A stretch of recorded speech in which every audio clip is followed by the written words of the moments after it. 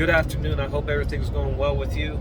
I figure I'd make a quick video on my way home from work.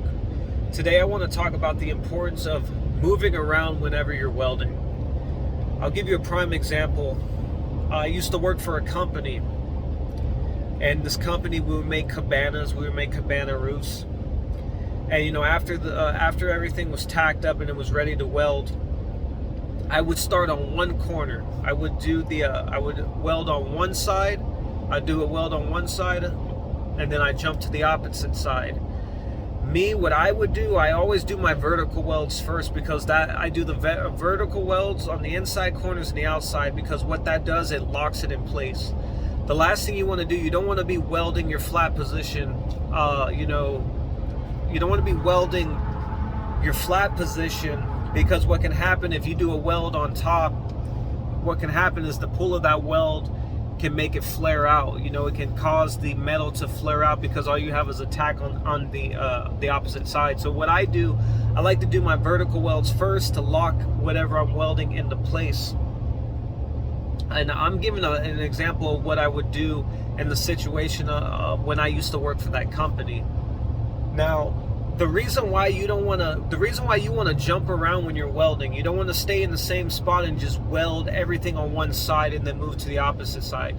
You don't want to do that, because what will happen is this: when you weld, you're creating heat. When metal heats up, the molecules move rapidly and it causes the metal to expand. And obviously, when the metal starts to cool, the molecules start slowing down and it contracts. So what happens if you don't distribute that heat evenly throughout whatever you're welding, what can happen is you can cause that object to warp. It can cause, for an example, when we used to weld on those roofs, if we didn't distribute the heat properly, the roof can get out of square. And then obviously if it's out of square and you try to sit it into the slot, it wouldn't fit in properly. So you have to make sure that you distribute the heat properly. That's very, very important. It's and especially like when you're welding things like that, you want to try to once you start welding, you don't want to stop.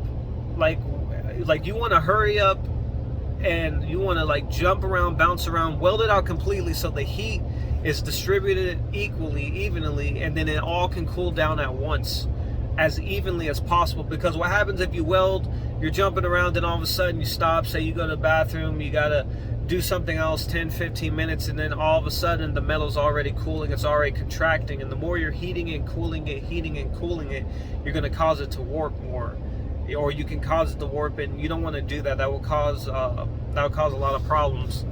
So I hope this helps you guys out. If you have any questions or concerns, please feel free to contact me anytime. I'm here to help. You have a good day.